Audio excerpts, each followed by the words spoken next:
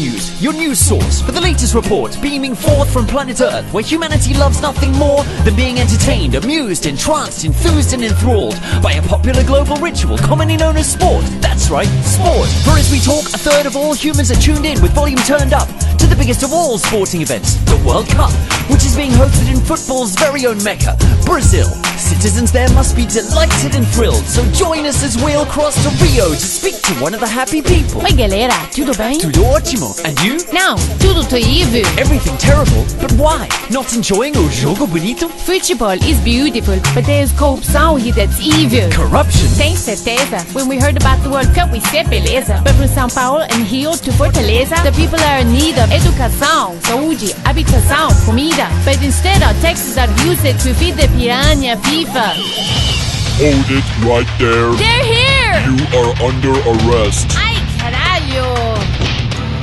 Stay calm, soccer fans. We have enforced and restored peace. Please continue to enjoy World Cup 2014. What's this here? We have taken control of Brazil. Bom dia. And you are? William de Berg, representing FIFA. Welcome back, Bill. So is the World Cup bringing joy all round? It is bringing us lank amounts, and that's what counts. Check our bank accounts. This is the biggest world coup of all time. 30 billion bucks, more than all 3 previous cups combined. It seems Brazilians would prefer FIFA quality homes instead. Better schools and hospitals. They're striking, calling protests. Nonsense. We're bringing them order and progress. Having mass evictions, cleaning the streets of all the homeless. Gentrification. Those favelas are on prime real estate.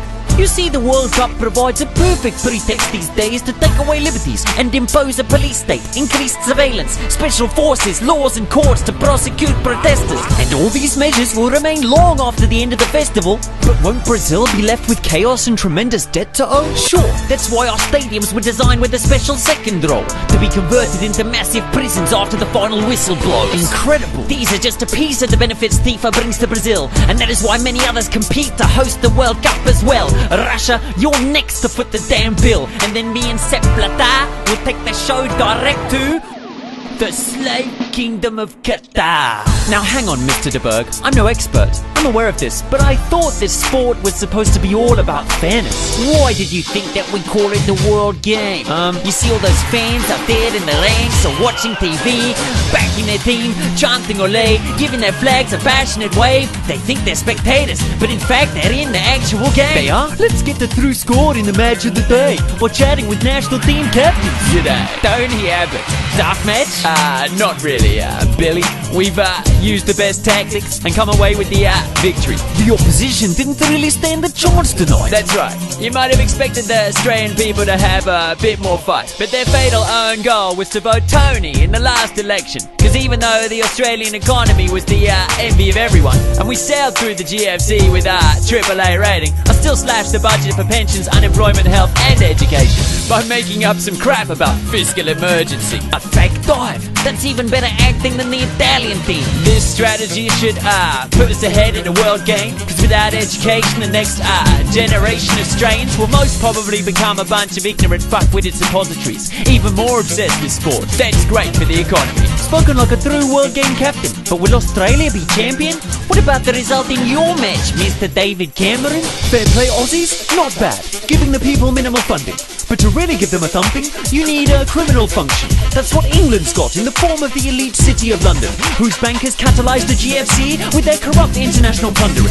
But we don't punish them. Instead, we stiff the English people with penalty kicks and impose a rigid round of society-killing austerity hits. Plus, we cornered them with poor diet, poor education and tabloid media images, making those idiots blame their situation on the poor and on immigrants. Excellent game, but now the heavyweights are ready to play. First the USA, acting captain John Kerry, Secretary of State. Billy boy, we might suck balls at soccer, but we dominate the league table and beating down our own people. Lethal, what's your game plan procedure? We seek to outmaneuver them in every position we take up. In defense, we use illegal homeland surveillance of data. In the midfield, we possess the best strikers and propaganda. They've even managed to convince folks that Snowden's a traitor. Heck, we've scored so many goals against Americans. The other teams are scrambling to imitate us, but they barely can. Don't speak too soon, John. There are some strong players in this game. Like last tournament's reigning champions, Spain. Hola, somos en números rojos, the Spanish home team. Soy Mariano Rajoy, el capitán. In 2010 we took the football trophy, but our biggest victory was to squeeze public liquidity and to deprive el pueblo not just of money, but of their dignity. Now our unemployment is the best. 2 in 3 youths feel the strain of no job or prospects of change unless they choose to emigrate. That's an even better score than Greece when they led the way. The others are not bad, but Spain's the true champions of the world game. World game? Wait till I make the world's climate change. Raise austerity, Print more money. 98%, so much passion. But which will be the winning team? Don't you see? They are all winners. That is why we sing. We'll just head right to the sky and live them side by side. Show the world why you are one.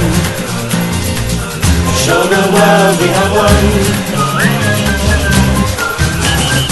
It's my world, our world, the whole world's our game. And we coerce the whole world to play. These flags were made so you fight yourself instead of us inside the world, whole world's our game. One night with the world divide. Two sides, one fight, and a million lies. You cowards wanna get screwed hard. All the people, peace up to the sky. Fascists, fascists, come on, sing with me. And this lazy nationality. Come on now. Come on now. We'll just head right to the sky and live them side by side. Come on, slave. Don't be shy. Show the world why you are one. Show your own. You own your baby. Show the world we have won.